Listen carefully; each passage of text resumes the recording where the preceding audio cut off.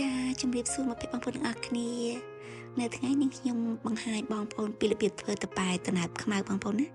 ចាគ្រឿងផ្សំរបស់នេះខ្ញុំមានដូចជាអង្ករតំណាប់ខ្មៅចំនួន3ខាប់ចានេះខ្ញុំបានយកអង្ករនោះមកលាង3-4ទឹកឲ្យស្អាតណាបងប្អូនណាចាបន្តមកទៀតថាខ្ញុំបានដាក់ទឹកចំនួន5ខាប់នៅក្នុងអង្ករហ្នឹងហើយយកមកដាំបងប្អូនចាពេលដាំទៅពេលមានពពុះបងប្អូនដួសពពុះនឹងចោលណាបងប្អូនណានៅពេលរីងទឹកគឺនាងខ្ញុំបានកូរអង្ករហ្នឹងពីលើមកក្រោមពីក្រោមមកលើហើយក៏បានដាក់ផ្ងំចំនួន10នាទីបងប្អូនណានៅពេលបាយនេះខ្ញុំបានឆ្អិនគឺថានេះខ្ញុំបានផ្ទេយកមកដាក់នៅក្នុងចានធំមួយចឹងបងប្អូនដើម្បីបានត្រជាក់ណាចាហើយបន្តមកទៀតគឺថានេះខ្ញុំបានយកមេដំបែមួយគ្រាប់យកមកដាក់បុកឲ្យម៉ត់ចាហើយពេលណាបុកម៉ត់ហើយនេះខ្ញុំបានពណ៌យកតែកន្លះស្ពាយកាហ្វេបងប្អូនណាចាខ្ញុំបានយកមេដំបែកន្លះស្ពាយកាហ្វេហ្នឹងមករោយនៅលើបាយដែលខ្ញុំបានធ្វើត្រជាក់ហ្នឹងបងប្អូនណាចាគឺថារោយឲ្យបានសព្វចឹងទៅបន្ទាប់មកទៀតនេះខ្ញុំបានយកអំបិលចំនួន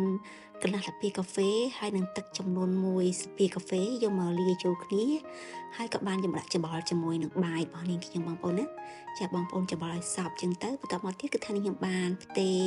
ក្នុងចានមួយចឹងបងប្អូនណាហើយនាងបានគ្រប់គម្របបន្តមកទៀតគឺថានាងខ្ញុំបានយកថង់ប្លាស្ទិកមួយមកចងចានហ្នឹងហើយក៏បានយកកម្រាលទុកមករំចាននឹងដែរបងប្អូនណាចាហើយក៏បានចងថង់ប្លាស្ទិកមួយជាន់ទៀតផងដែរហើយនេះខ្ញុំក៏បានយកឆ្នាំងមួយដាក់កន្សែងគ្របពីក្រោមហើយក៏បានយកចានហ្នឹងដាក់ក្នុងឆ្នាំងព្រមទាំងបានយកទៅដាក់នៅកន្លែងដែលងុំល្អបងប្អូនណា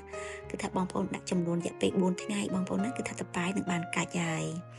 ចាឥឡូវតប៉ែនេះខ្ញុំបាន4ថ្ងៃនេះខ្ញុំក៏បានយកមកគឺថាមានជាតិទឹកច្រើនណាបងប្អូនហើយរសជាតិគឺថាផ្អែមឆ្ងាញ់ល្អផ្អែមមុតណាបងប្អូនណាហើយនេះខ្ញុំក៏បានបន្ថែម